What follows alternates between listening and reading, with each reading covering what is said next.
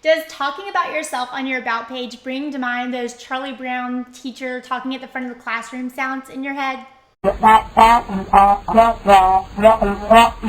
you're a creative small business owner, you've realized you have to have that bio page. So in today's video, I'm bringing you 7 tips to write a better About page.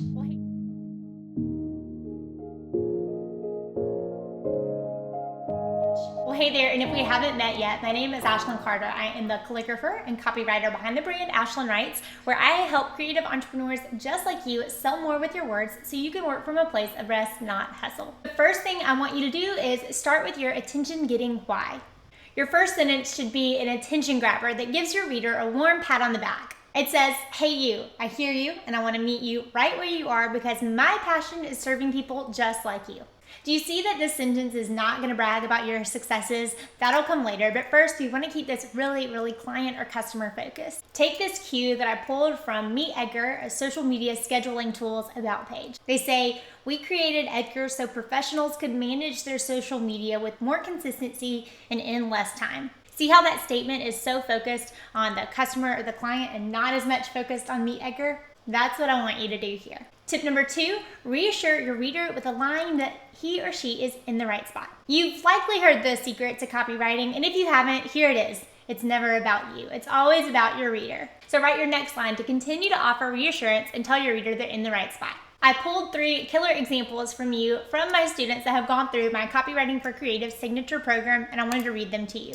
I went through the exact same questions you're asking when I planned my own wedding. I know firsthand all the balls you need to juggle when it comes to developing and growing a beauty brand. Definitely not me. And this one, which I love. This student works with women who are recovering from eating disorders. Lost and alone are only good words if you're in anthropology, not in recovery. Pretty good, right? Number 3, I want you to drop your credentials. And I want you to make them fun, but I also want you to make them fast. So you've got to give people a reason to listen. And now that you have, you've earned the right to talk about yourself. So here, go ahead and give your name if you haven't yet, or if it's not really blazingly obvious on your website. I've been to a couple of sites this week, even looking for the person's name behind the brand, and I can't figure it out.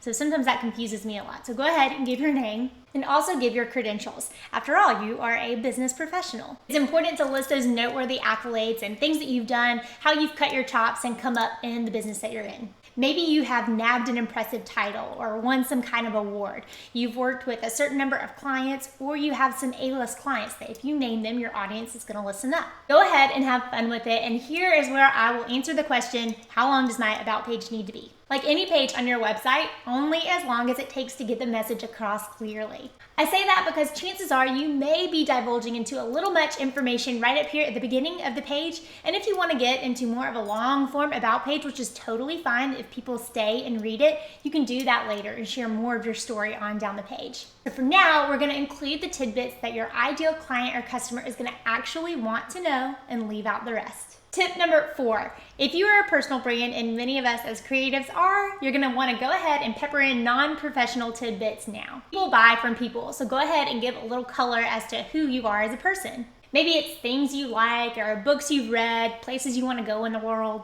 The way I look at it, your website is kind of like your digital home, right? And your About page is kind of the kitchen. It's where everybody ends up at some point, and it's kind of where the lifeblood and the heartbeat of the house is. So when you go into somebody's house that you're starting to get to know, maybe you don't know them super well, you notice things. You notice what they read, you notice what's on the counter, you see things on the fridge, you start to get a little bit more of an idea about who they are just as a human. I want that same thing to come across here on your About page. Tip 5, read everything you've written and knock yourself down a notch or 2. Now this may not be a completely new section, but I want you to go back and look over what you've written so far and see if you've kind of amped yourself up and given yourself a whole lot of unicorn factor, and then just show me your brush strokes a little bit more. Maybe you have a funny quirk or a vice, a laughable moment, or a situation that shows you're just human. The best role models and people that we like in life show us their imperfect side from time to time, so don't be afraid to do that on your About page. Tip 6, paint a picture of what it's going to be like for me to actually work with you. I think this is a huge missed opportunity that I see when I'm looking at a lot of creative small business owners' websites.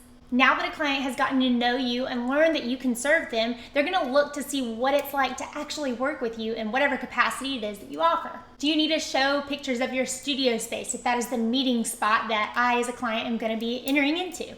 Tell me more insight into what you actually do for your clients here.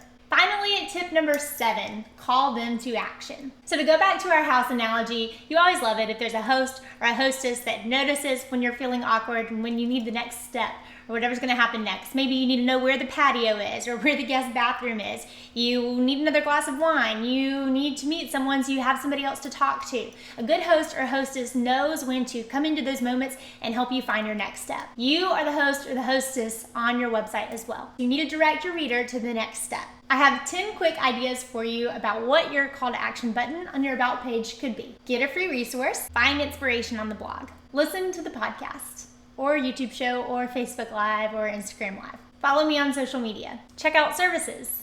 Hit the shop. Get on my calendar. Send us a note. See success stories. Try for free. And those are the 7 tips. Do you feel a little better? I hope so. A great About page builds rapport and gives a true, authentic foundation for everything else that you've put into motion in your business. Comment below with your About page. I would absolutely love to take a peek and cheer you on and see what you're doing.